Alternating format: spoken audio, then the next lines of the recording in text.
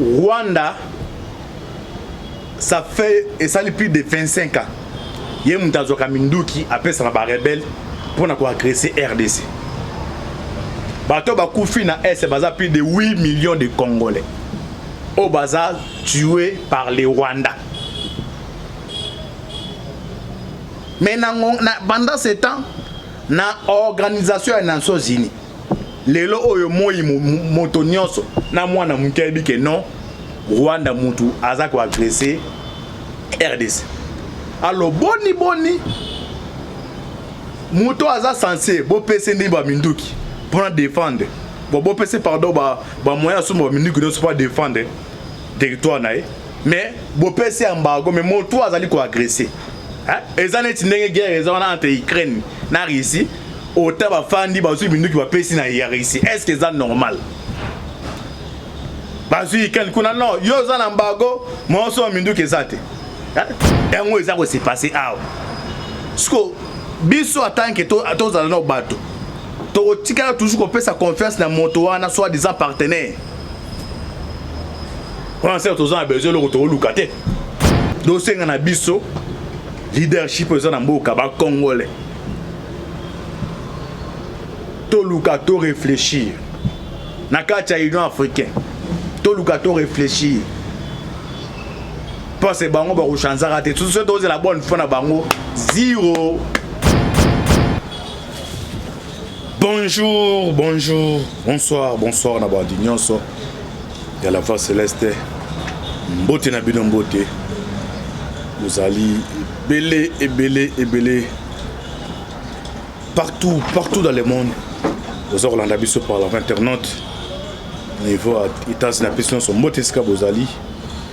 En Europe, précisément dans la ville en Suisse, dans la ville de Zurich, maman Valentine Lukao, maman qui est en Belgique. En fait, on souhaite si on banja bozana, Asie, Océanie, en Afrique, sans oublier en République démocratique du Congo, c'est toujours votre humble serviteur, Moïse Maokantiba et M. Bolinaka. Tolobate automessa ko pesa bino ba actualité politique en temps réel boyeba toza wapi tozo kende wapi tokosuka wapi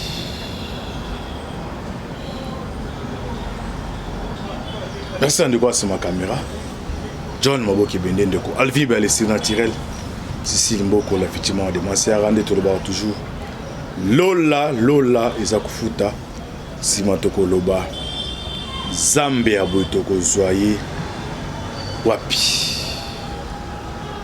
La situation sécuritaire à l'est de la République démocratique du Congo. La feuille de route politique extérieure. Il y a RDC na africain. Nan yaza partenaire na biso azali sérieux ni ntoyo ko sala. Ni nous fait réfléchir na mikole zali koya. Pour tous toujours pour wana la victime té. Kota ba adversaire ba se préparer. Côté na biso pe ni nous to sala pour na Congo a lobby to subir agression. Oh to sala ngoté. Ça les me belé to analyser na osol to sola en deux parties. Yo to ba toujours émission to lo bato to na ko zabino to coach abino na profondeur. Mais avant d'abord to kota vraiment na vivre ya sujet na biso. Ako rappeler makambo na ibisa bino awa. O eso se passer na kata Sokimo. Na kosenga na DG Lokoto.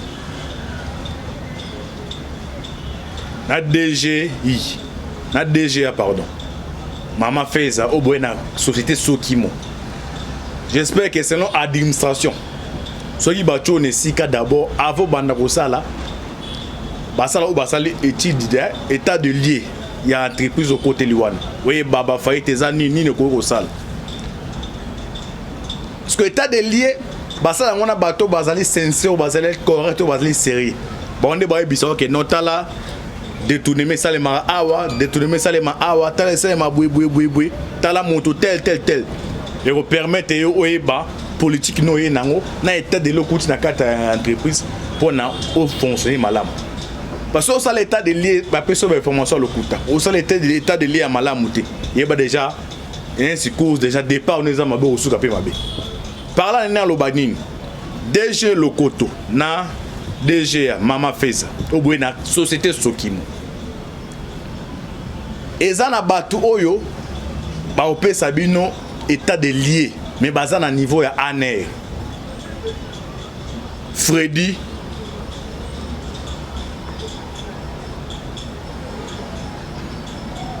Bayilo Ngando ba Freddy Bayilo na Ozaki DGAI Ferdinand Droma bangonde bato bazali mieux placé donc ndengo zawana banuta ko sauter et repeso le vrai état de lié alors ezana DG o yazaka tiraki intérim mais pas DG Ferdinand basaki ba magui na bango détourner basala ba petit na bazala ni va sokimo em subo za batali boso ko repeso état de la malamu alors pour to senga na yo oluki jila lingeti IGF baye ba dossier à Sokimo nanya détourné et puis na osenga na AG Mbelu na ebi ko sala musala malamu ndenge nini ba DG AI Ferdinand Droma na Freddy Bayilo bazana jola en 2 mois déjà yango l'esprit na 2 mois déjà on est déjà épuisé ba biloko e faya salaka et c'est en ce moment on a parqué par travers parqué ba ko e bana Sokimo qui a détourné l'argent donc on a une équipe entrant bo tchapé na c'était ma casse pour la transparence parce que nomination c'est qui di facha sali oyo et j'ai ainsi mon match linge si là à coach ba jouer oyo boza doit arrêter donc ba tchebno esquisse ezalité parce que na une année na un an pour na manane si donc eroye wana ezato ya obanda ko tantonner donc yazo compter na bino makasa alors eroye faut yeba détourner mais ça les marapi alors ndenge bozana misuboya état de l'eau bolingo ça la bateau baza censé opesa ba information fiable baza na jola aner baza déjà 2 mois yango bayibo baza ne couper baza libanda misupe ozana bango donc j'espère que message les kani en soit temps que étudier dossier wana yo mais c'est le cas to côté vraiment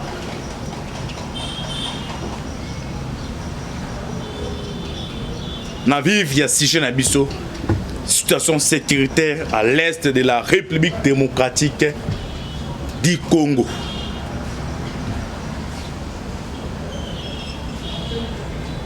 Na relation internationale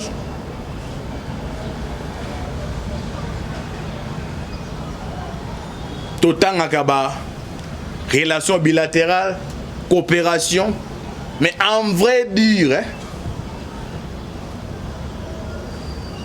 mindele autant communauté internationale oh mutaza comme chef de fin d'abord les États-Unis a kotikalaka anonkenka kopesa biso loko biso tout ça koluka et ozaza et tengana biso ba congolais biso ba africain Tommy s'imposer pourquoi peut-être on a quoi envisager na Afrique pe tozana arme nucléaire na biso pourquoi pas est-ce que ba on kuna cerveau bazana ngole ki abiso na Corée du Nord ce ba comme na arme nucléaire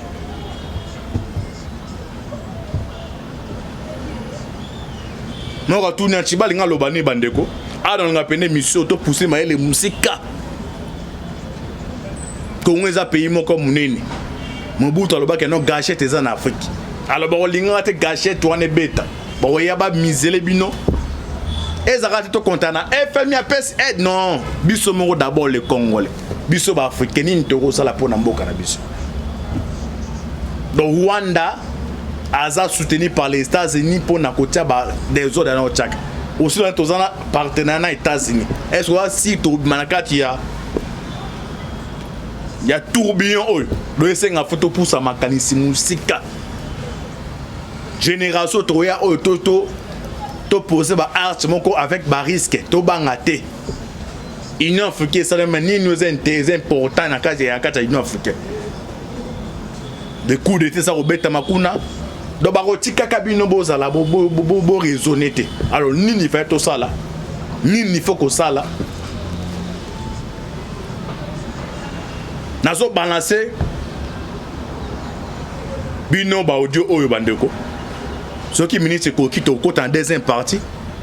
Boye bandenge monde des autres kene la situation à est, situation à Afrique.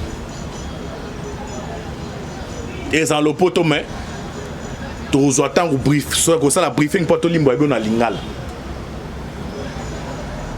Afrique no ko ki Congo to la mukapona. Ba biloko esali mansouté.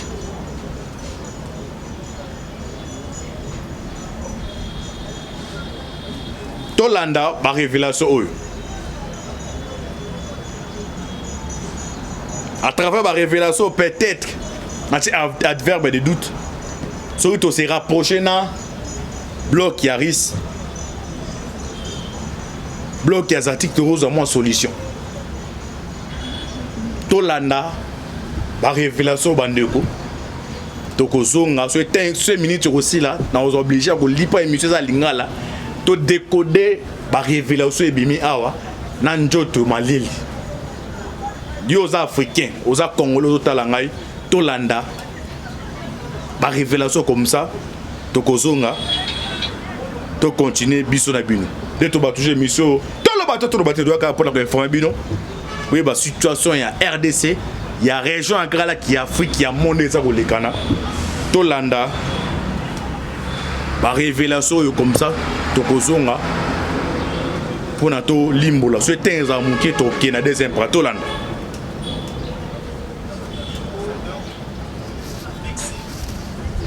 L'Afrique possède la maîtrise de ses ressources minières, de ses forêts, de ses hydrocarbures, de ses eaux maritimes, de ses terres arables.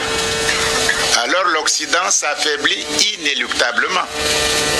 Donc, il faut, pour le salut de l'Occident et la domination des damnés de la terre, comme disait Frantz Fanon, il faut que l'Afrique noire soit toujours asservie, infantiliser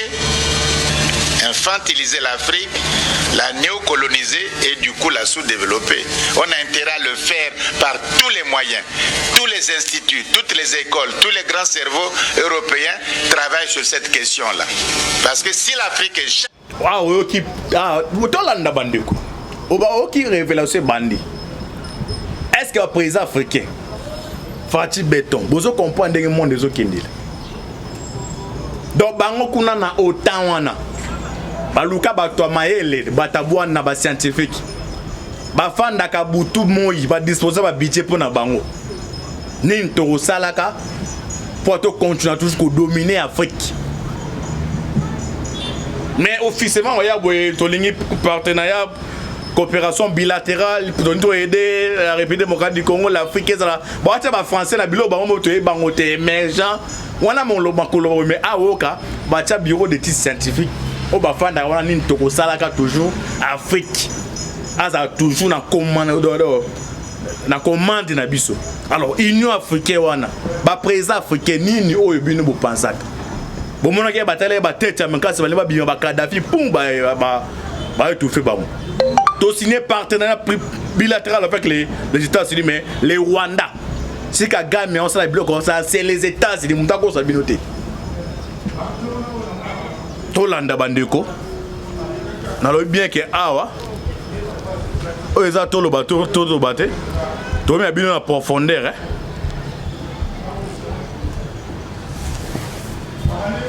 De continuer.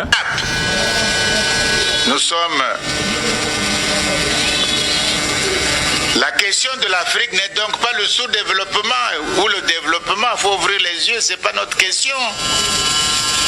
La question de l'Afrique, on s'est trompé pendant des années dans nos cours de sciences po et tout, de sciences économiques. On s'est trompé. La question question de l'Afrique n'est pas le sous-développement ou le développement. Nous n'avons pas à nous développer, ça se fait automatiquement. L'enfant qui naît ne se pose pas la question de respirer. S'il a de bons poumons, il respire automatiquement. La question de l'Afrique est très nettement, il faut le dire, la question du rapport de force dans le monde contemporain. Ok. Ah, bandeko bozolanda. L'Afrique est sous-développée. Non. Ce qui Rwanda a soutenu par les États-Unis. Ce qui ONU a ça biso embargo arme te mais to na mina journée mo to beta Rwanda wana.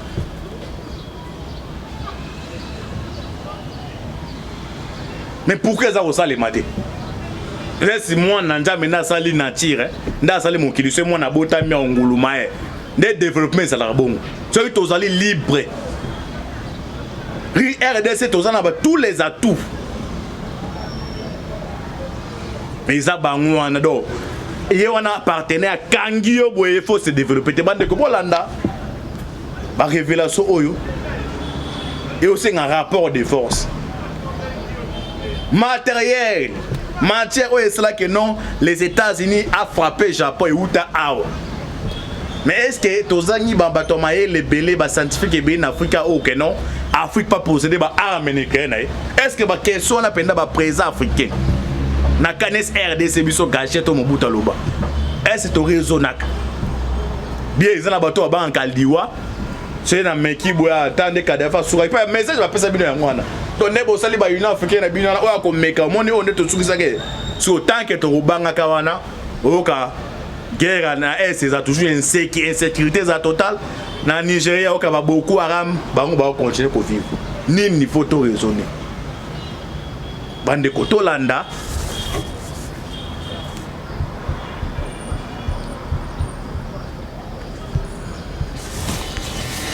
La question du rapport de force dans le monde contemporain.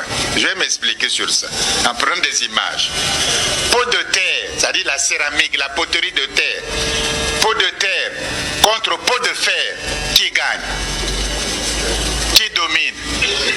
Qui dirige? Qui fait la loi? C'est tout. Hein? De pot de fer. Pot de terre na pot de fer. Ce baso brana rolonga pot de fer. Pe mutaza makase nem talonga. So il est là Poutine a comme si autant incontournable passe à zali pot de fer. Mais nous la République démocratique du Congo, biso africain tant que toza toujours pot de fer, pot de terre. Pot de fer wana rolonga ka biso. Alors nini photo sale. Congolais et Congolaises to la muka. To landa na obapenda premier par des za ba réflexion oyo e to ko to boye bana est nini c'est pas ça nini photo sale.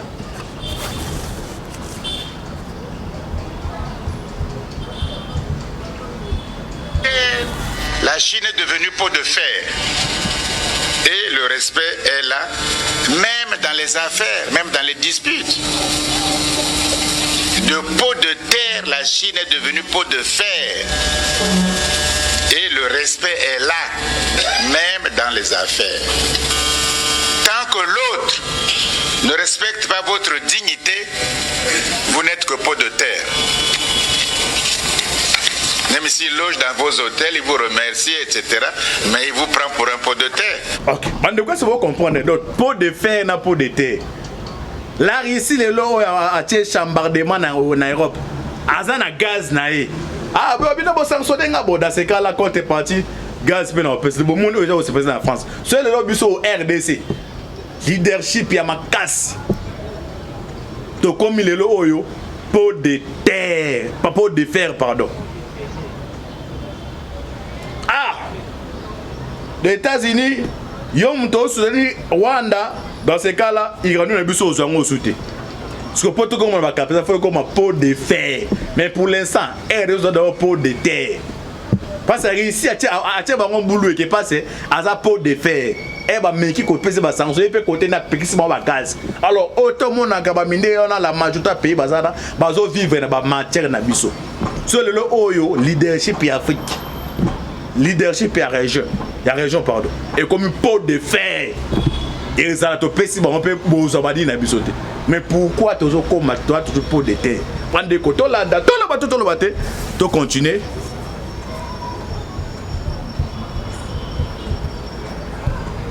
Même si vous le ferez de champagne, le banquet, il vous prend toujours pour pot de terre. Être plus fort, protéger ses biens, son commerce extérieur, vendre ses produits, son industrie, gagner des marchés, fortifier sa monnaie, les multinationales, dominer les autres, ne pas accorder, etc. C'est ça la mondialisation, devenir de plus en plus pot de fer pour écraser les pots de terre. Tout en vous noyant dans la mystification du développement, de l'émergence, que ça ira mieux. Donc l'Occident est très mal. On crée des mots comme mondialisation, émergence, développement, dialogue, et ça éblouit un peu les Africains, puisque c'est aussi la langue étrangère. Comment dit-on mondialisation en lingala? Traduisez, vous verrez qu'il y a un piège dedans.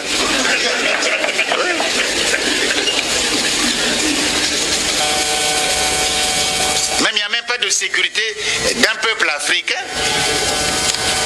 On peut bombarder de l'espace. Nous, on ne connaît pas l'espace. On peut vous bombarder en étant dans l'océan Indien. On peut vous atteindre. Voyez-vous? Maintenant, comme vous voyez bien que c'est un monde de violence, il faut d'ores et déjà, c'est là que je voudrais m'arrêter, très sérieusement, penser à un programme nucléaire du continent africain. La jeunesse africaine, scientifique, etc., politique, a le devoir de penser d'ores et déjà sur un programme nucléaire africain. C'est pas bizarre, même un petit pays comme la Corée du Nord, ils en ont. Pourquoi pas non? Ils sont tout petits. Nous allons entrer dans la défense. Je vais faire frissonner les gens, les âmes sensibles. L'Afrique noire doit se doter des armes de destruction massive de toute catégorie. Vous ne pourrez jamais vous développer si vous ne pouvez pas vous défendre. Ce n'est pas possible. Si vous voyez que tout le monde est contre les Iraniens, les Occidentaux aussi logiques, ils sont tellement logiques ces gens-là que ils font plaisir à voir. Et ils ont la bombe atomique, ils ont même la bombe, ce que j'appelle la bombe du voleur, c'est-à-dire la bombe à neutrons. Vous n'avez pas le droit, parce qu'ils savent que s'ils viennent voler vos biens, vous bougez, ils disent, si vous n'êtes pas d'accord, vous tirez dessus. Ah bon, mais ils vont nous vitrifier, bon, c'est pas la peine de bouger, on attend, et seulement laissez-les faire ce qu'ils veulent. Je rappelle que l'Afrique du Sud, sous l'apartheid, avait la bombe A, la bombe H et la bombe à neutrons. Quand on a senti que les Noirs allaient prendre le pouvoir, on a pris toutes ces bombes-là, on a donné aux États-Unis, y compris les Blancs. Alors, les Noirs ne comprennent pas encore que ce genre de geste veut dire que tant que vous êtes là, vous serez à notre portée. Parce que tant que nous, on voudra vos matières premières, il faudra qu'on vienne les chercher sans que vous ayez à nous créer des problèmes. On sait que ce qui se passe en RDC aujourd'hui, il y a notamment Bolloré avec l'histoire du Colombo-Tantalite, c'est-à-dire que sans le Colombo-Tantalite, qu'on appelle le coltan, vous n'avez pas d'ordinateur, vous n'avez pas de téléphone portable. Et pendant ce temps, les gars fomentent des guerres pour que tout temps de désordre à l'intérieur. Ils prennent le coltan, ils amènent. Et pendant ce temps, nous mourons de faim. On dit l'Afrique est riche. L'Afrique n'est pas riche. L'Afrique est pauvre. Si on veut dénucléariser le monde, qu'on ne nous dise pas que non, vous n'avez pas le droit d'avoir l'arme nucléaire. Ceux qui l'ont, qui détruisent, et ils nous disent, nous tous on assiste. Parce que ces gens-là, il faut toujours faire attention. Vous détruisez les armes, nous tous on voit. On dit bon maintenant, on a pris ces armes-là, on les fera plus. Mais ne nous dites pas que vous n'avez pas le droit de ne pas faire, et vous les avez. On dit que non, on ne peut pas accepter ça. Et je dis, les Africains sont capables aujourd'hui, commencez à y réfléchir sérieusement. C'est comme ça. Ok. Bolandi à mon beurre. Américain. Rwanda, ça fait et ça plus de 25 ans. Il y a un Minduki après ça va rebelle pour agresser RDC. Bato Bakoufi na S baza plus de 8 millions de Congolais. Au bazar tués par les Rwandais. Mais pendant ce temps, na organisation des Nations Unies, les lois oyo moi motonyoso na mwana mukebi ke non Rwanda mutu aza ko agresser RDC. Alors boni muto aza censé bo pese ndi ba Minduki pour défendre. Bon pese pardon ba moyen so ba Minduki ne pas défendre territoire nae. Mais bo pese embargo mais muto azali ko agresser. Hein? Et en est une guerre entre Ukraine et Russie. Autant de fandi basu Minduki va pesi na Russie. Est-ce que c'est normal? Basu Ukraine kuna non, yo za embargo, moi so Minduki ezate. Pas exact clair.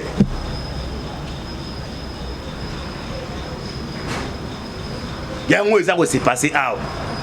Sko biso atanke to za no bato. To tika toujours qu'on peut sa confiance dans moto wana soit des partenaires. On sait tous a besoin le retour lucate.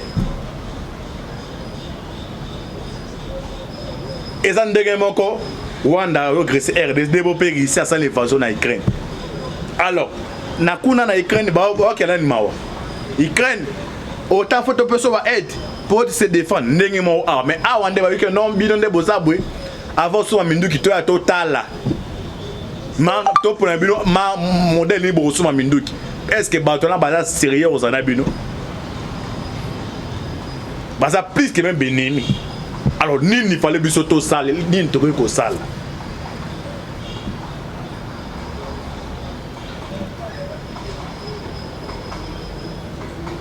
Bandeko na ebisaka bino ko ne koloba ba soit disant ba partenaire on ba lingi biso ba congolais te. China moi le plan na bango za toujours donc Rwanda ainsi hein Arte o ba poni asala ka rôle wana na niveau ba poni c'est les États-Unis yo monaka toujours ata pour essayer so ya membre ya négociation c'est le ko aboutir ce membre na inverteur ba bote lo mususu.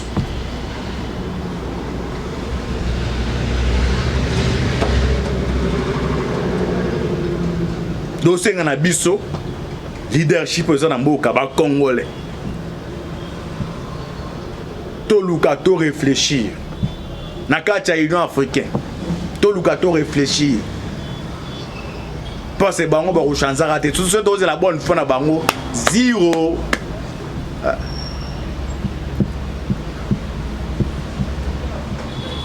les atoro ba guerre moi ba 3 mois ba 6 mois peut-être nini boime 25 ans. Et puis R14 engagement. Bon engagement c'est pour un individu, c'est pour la République. Parce que attends lobby se fayu là y. Mais il continue à kaka. Parce que Rwanda y mutu a agressé bisoté à soutenu par les États-Unis. Donc les lots payent les lots, les États-Unis à l'onglet soutenu par ce qui est d'après si soit fayu ne batum batbo boule ça des mutu soraye boza comme cause. Donc elle a tapé dans mon hôtel royal comme ça déjà politique naï et qu'on continue à kaka mutu a reçu après défendre bangote. Les mêmes ndenge zo se passer à. Yo aussi en son ba congolais. Base na ba casquette politique était. Ba fandi ba réfléchir ah ok ane bandel ba pesa ba relation avec non kuna na bona otaba sangisa ba scientifique ya bango bazu ya France bazu ya France bazu ba fanda ba raisonnaka bon ba raisonner le lotéo lobby non non ba raisonner après 30 ans 40 ans 50 ans ndento continue toujours ko dominer ba alors nous les Africains nous la République biso ba congolais est-ce que ba matière ba réflexion ezala j'ai passé le loyo ne monde qui est basana adversaire il est puissant. Est-ce que étude de quand on sait les tout lukato s'adapter tout ça là c'est ça les problèmes on ande yango.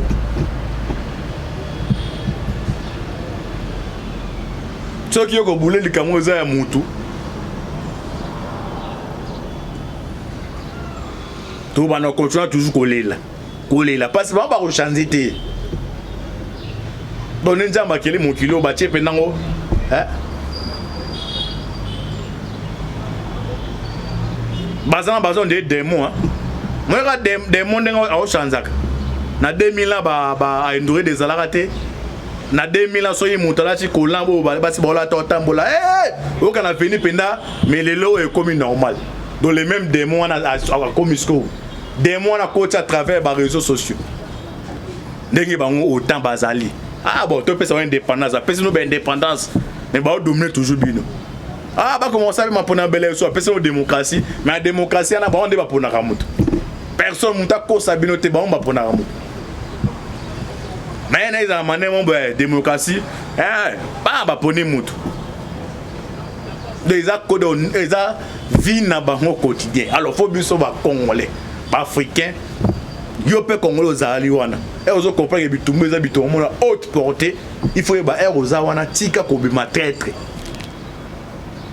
yo zo mona par exemple un veto mais c'est un veto c'est le Rwanda oyo moni Rwanda mais c'est ya Rwanda les États-Unis vrai donc ça ne va servir pas plusieurs têtes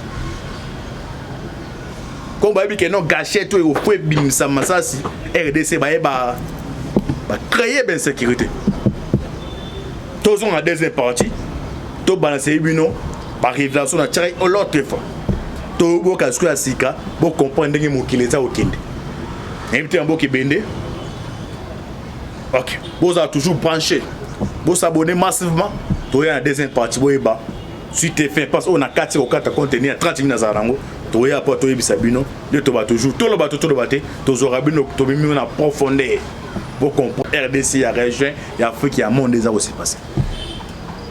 J'apprends pour la bino c'était toujours votre humble serviteur Moïse Mao Kantibal, affaire à suivre. Tout ça besoin bah si je suis na bino mais le toké bi c'est les années intimidation parce que wa to bi lance rocket et kodenda. J'apprends pour la bino affaire à suivre. Ciao. Bandeko na yebisa bino ko ne koloba soit disant ba partenaire on a balingi biso ba congolais té China moi le plan na bango za toujours donc Rwanda ainsi hein Arte o ba poni à ça la rôle wana na niveau ba poni c'est les États-Unis yo monaka toujours ata pour essayer so ya membre ya négociation c'est le quoi aboutir ce membre na inverteur ba bote lo mususu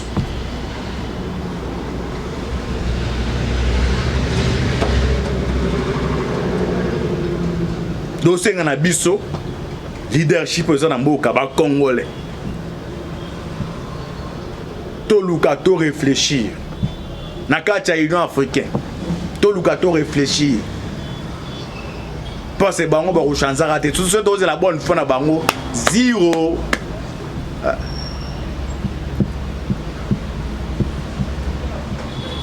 les atoro ba guerre moi ba 3 mois ba 6 mois peut-être nini boyme 25 ans.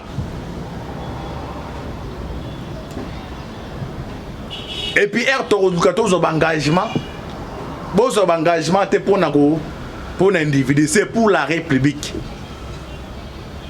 Parce que attends lobby se fayu là il continue à kaka. Parce que Rwanda est mutu a agressé bisoté à soutenu par les États-Unis. Donc les lots les États-Unis à longueur soutenu par ce qui est d'après si soit fayu ne ba tumba boule ça des mutu sora ye boza comme cause. Donc elle a tapé dans mon hôtel royal comme ça déjà politique na et qu'on continue à kaka. Mutu a reçu après défendre bangote. Les mêmes ndenge zo aussi passé à. Yo aussi en ba congolais. Base na ba casquette politique était. Ba fandi ba réfléchir ok ane bandel ba pesa ba relation avec non kuna na bona otaba sangisa ba scientifique ya bango bazu ya France bazu ya France bazu ba fanda ba raisonnaka bon ba raisonner le lotéo lobby non donc ba raisonner après 30 ans 40 ans 50 ans ndento continue toujours ko dominer ba alors nous les Africains nous la République biso ba congolais est-ce que ba matière ba réflexion ezala j'ai passé le loyo ne monde qui est là basant adversaire il est puissant est-ce que étude de quoi ça les matos lukatos s'adapter tout ça là c'est ça les problèmes on rendait yango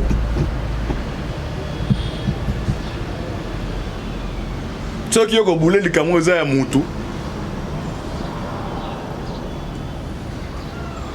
tout va continuer toujours coller là parce que va pas changer té bon nzamba kele mon kilo ba tie penango hein bazan de démons hein moi ga démons ndengo a chanzaka na 2000 là ba a enduré des alaraté na 2000 là soyi mutala ci kolambo ba si bola tambola o kana fini penda mais le lot est comme normal donc les mêmes démons a comme sco démons na côté à travers les réseaux sociaux ndenge bango autant bazali ah bon tu peux ça indépendance après nous indépendance mais ba dominer toujours bino ah bah comment ça ma pona belle so après démocratie mais la démocratie na ba on débat pona kamutu personne muta ko sabino te ba on ba pona kamutu mais na za mané mon démocratie ba poni mutu des accords des vie na ba au quotidien alors faut biso ba congolais ba africain yo pe congolais zali wana et ozo comprendre que bitumba za bitumba na haute portée il faut ba oza wana tika ko bima traître yo zo mona par exemple un veto mais c'est un veto c'est le Rwanda oyo moni Rwanda mais c'est ya Rwanda les États-Unis vrai donc ça ne va servir pas plusieurs têtes comme ba bi que non gâcher tout au fouet bim ça masasi RDC ba créer ben sécurité tous on a deuxième partie to balancer bino par révélation na tirer l'autre fois to bo kasku asika bo comprendre que mo kileta okende invité en boki bende ok vous avez toujours branché vous s'abonner massivement to ya deuxième partie bo eba suite fait parce on a 4 au 4 contenir 30 minutes zarango to ya pas to yebisa bino de to ba toujours to lo ba te to zora bino to bimi na profondeur pour comprendre RDC ya région et Afrique ya monde déjà aussi passé Japon pour la bino c'était toujours votre humble serviteur Moïse Mao Kantibal affaire à suivre tout ça besoin ba si gestion na bino mais le toke bi c'est les années intimidation parce que awa to bi lance rocket et kodenda Japon pour la bino affaire à suivre ciao.